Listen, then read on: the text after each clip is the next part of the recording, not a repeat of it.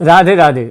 जिन व्यक्तियों की राशि पर शनि की 7.5 या ढैया चल रही है वो काफ़ी अभी भाग दौड़ करके थक के परेशान हो गए और आगे और भी मेहनत करने की आवश्यकता है।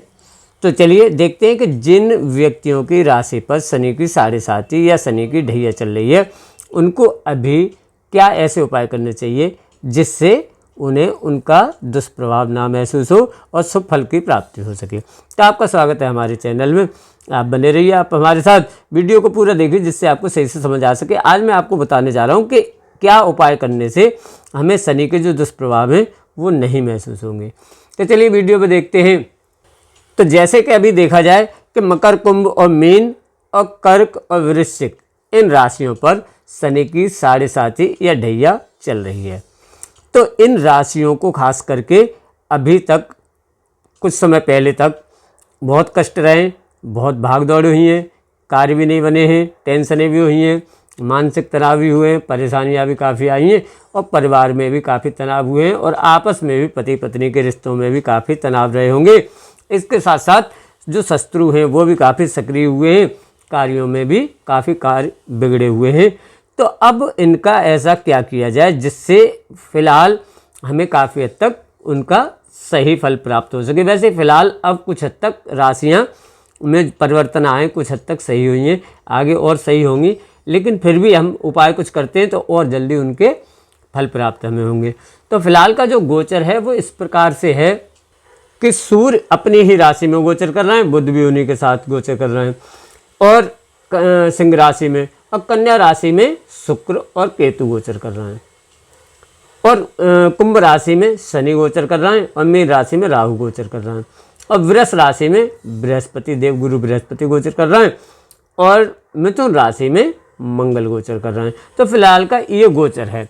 अब इस गोचर में कुछ बदलाव आने वाले हैं फिलहाल में 16 सितंबर से। जैसे देखा जाए अभी फिलहाल जो सूर्य हैं वो सिंह राशि में अपनी ही राशि में गोचर कर रहे हैं, अच्छा फल दे रहे हैं, लेकिन 16 सितंबर से ही ये चेंज होने वाले हैं जो कन्या राशि में आने वाले हैं। तो अभी सूर्य के सामने इनकी दृष्टि है, लेकिन अब ये जब बदलाव अपना कन्या राशि में कर जाएंगे तो कुछ हद तक जो भी कारोबार होंगे उनमें हल्का सा बदलाव रहने की संभावनाएं रह सकती होती हैं।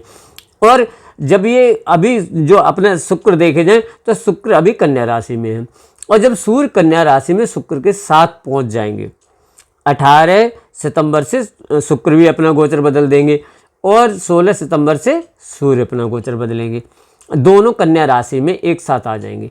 तो कन्या राशि वालों को तो काफ़ी लाभ रहने वाला है उस समय पे, लेकिन बाकी जिन राशियों पे शनि की 7.5 या ढैया चल रही है उन राशियों में थोड़ा सा परिवर्तन आने वाला है, थोड़ा सा कारोबार में झटका लगने वाला है और चाहे वो जॉब करते हैं तो उनमें भी थोड़े से तनाव मिलने की संभावनाएं रह सकती होती हैं। थोड़ा इस समय पे गुस्सा रह सकती है, आलस भी रह सकता है आप लोगों को और किसी से वाद विवाद भी हो सकते हैं। तो इन चीज़ों से थोड़े बचे रहें।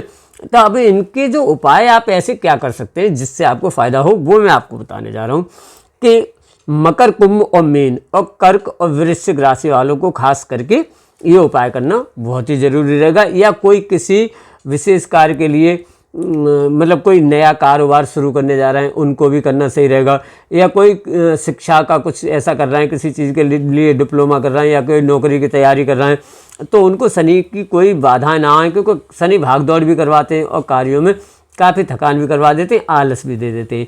तो ये सब चीज़ें आपके साथ ना हो तो कुछ उपाय ये कर सकते हैं, तो आपको काफ़ी फ़ायदा रहने वाला है। तो मैं अभी आपको बताने जा रहा हूँ कि ये आप उपाय क्या कर सकते होते हैं। वैसे तो ये है कि अगर आपकी जन्म कुंडली में जो आपके डेट ऑफ बर्थ और समय के अनुसार जो कुंडली होती है उसमें अगर शनि या अन्य ग्रहों की स्थिति अच्छी होगी तो कोई दुष्प्रभाव खास नहीं रहने वाले होंगे। वैसे सही से उपाय तो करना ये रहता है कि अगर आप किसी को अपनी जन्म पत्री दिखा करके, अगर आपको कोई खास प्रॉब्लम है तो छोटी मोटी तो चलती रहती है, तो अगर ऐसे छोटा मोटा है तो आप इन्हीं उपाय से काफ़ी हद तक फ़ायदा रहने वाला होगा। लेकिन अगर आपको कोई खास प्रॉब्लम है, आपका बहुत ज़्यादा व्यापार गिर चुका है या आप बहुत दिन से किसी चीज़ की तैयारी कर रहे हैं और सफलता नहीं मिल रही है, तो आपको वैसे किसी को अपनी कुंडली, पर्सनल जो कुंडली आपकी डेट ऑफ बर्थ समय के अनुसार होगी वो दिखा करके अगर आप उनके उपाय करते हैं तो वो आपको ज़्यादा सटीक रहने वाले होंगे, उनसे काफ़ी आपको लाभ रहने वाला होगा। ये जो गोचर का है ये सभी के लिए होता है, ये एक तरह से जैसे एंटीबायोटिक दवा होती है उस तरह से होते हैं कि कोई भी कर सकते होते हैं, फ़ायदा ही देंगे, नुकसान किसी को नहीं देने वाले होते हैं।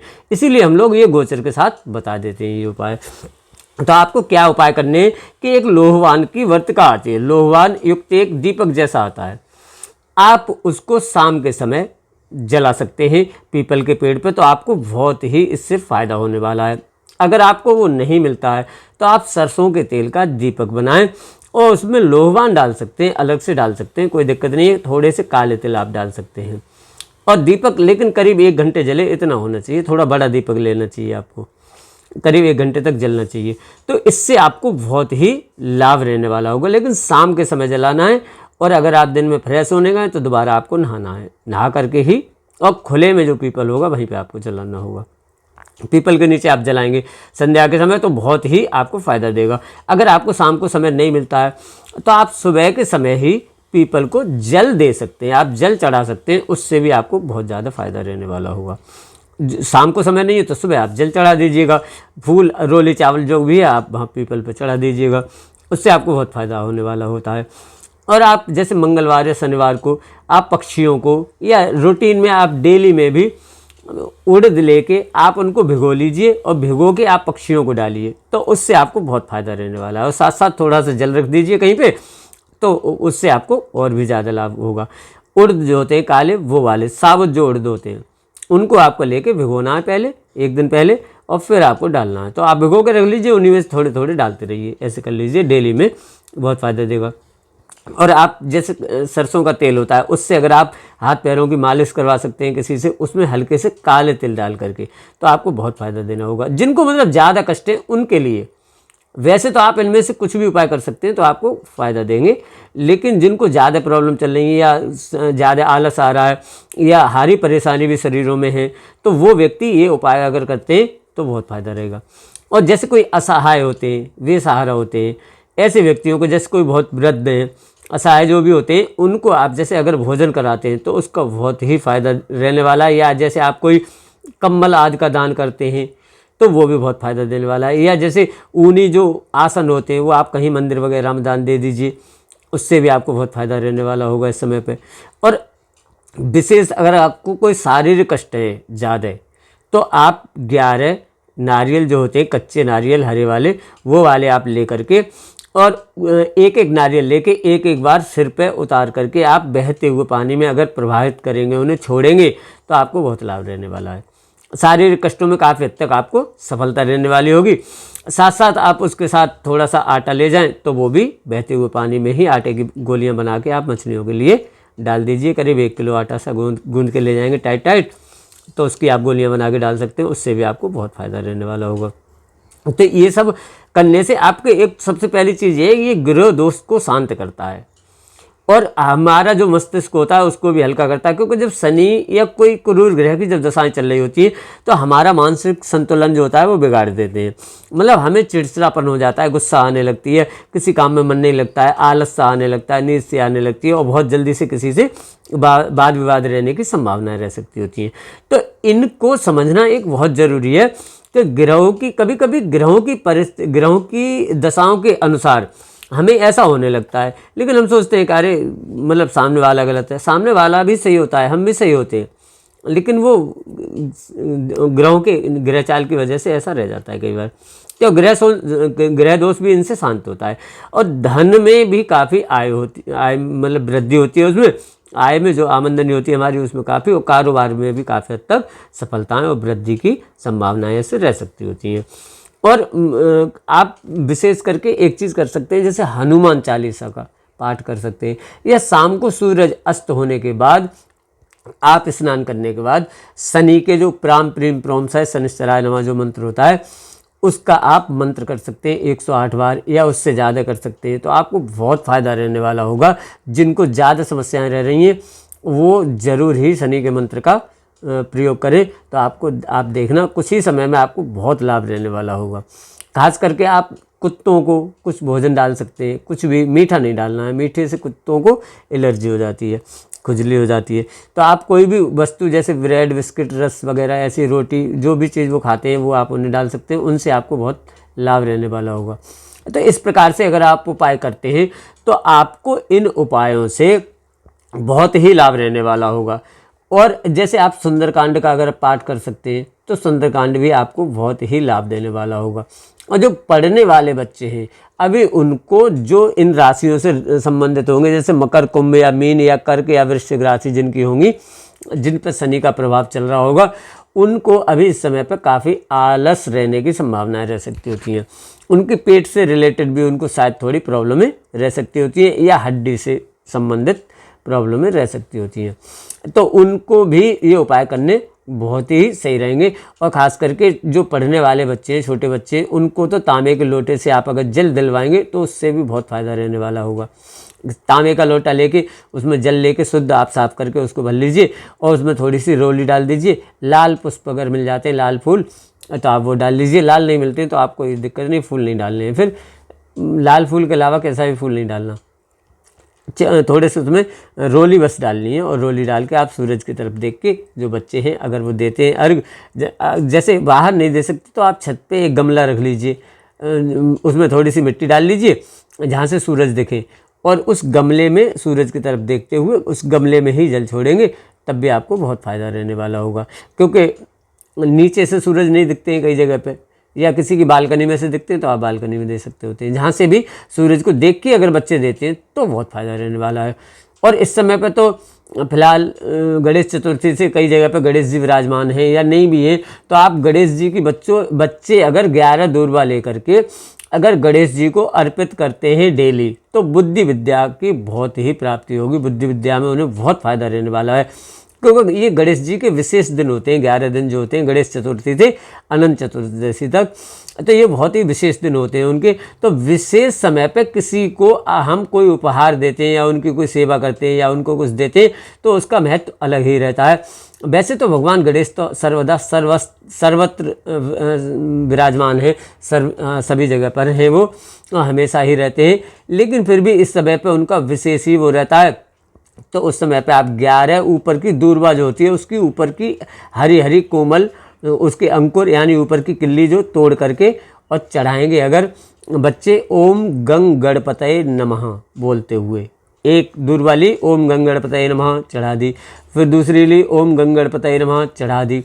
ऐसे करके आप 11 दूर्वा के अंकुर अगर चढ़वाते हैं भगवान गणेश को, तो आप देखिए कुछ समय आप करके देखिए, 2-4 दिन में ही काफ़ी हद तक जो बच्चे चिड़चिड़ापन होगा या सही से मन नहीं लग रहा होगा किसी चीज़ में, काफ़ी हद तक सफलताएं मिलेंगी।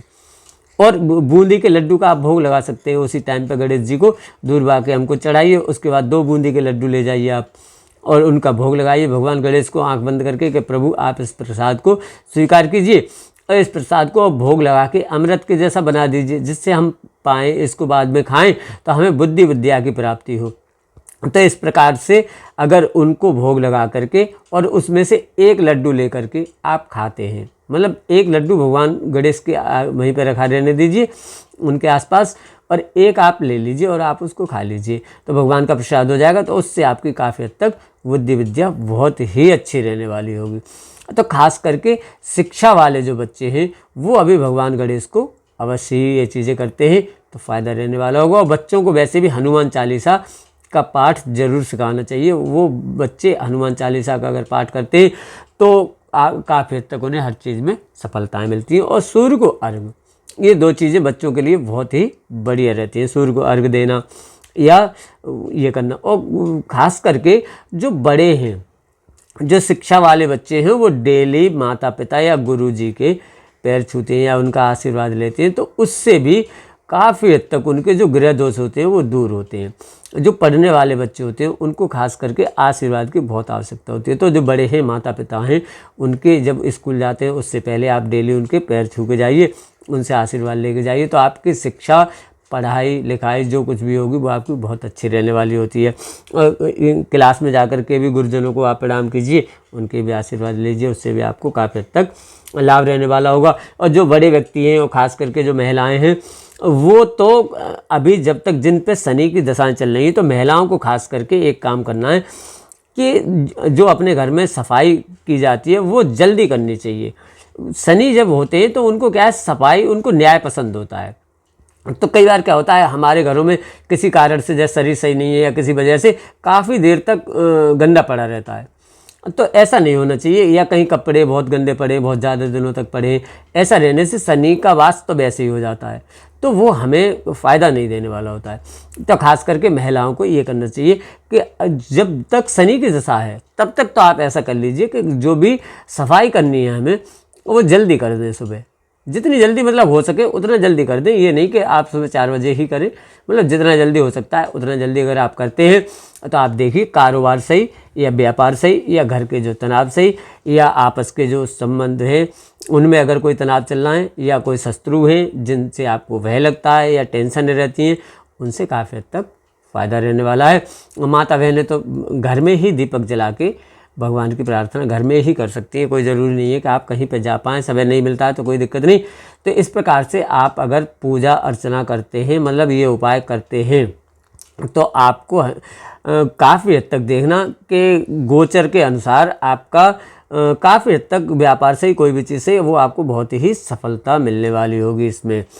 तो इसी के साथ मैं ऐसे ही ज्योतिष से संबंधित वीडियो डालता रहता हूं। तो अगर आप चैनल पर नए हो तो आप चैनल को सब्सक्राइब कर लीजिए। वीडियो अच्छी लगी हो तो आप लाइक भी कीजिएगा, अपने इष्ट मित्रों को भी शेयर कर दीजिएगा जिससे उन्हें भी सही जानकारी प्राप्त हो सके। इसी के साथ मैं वीडियो समाप्त करता हूँ।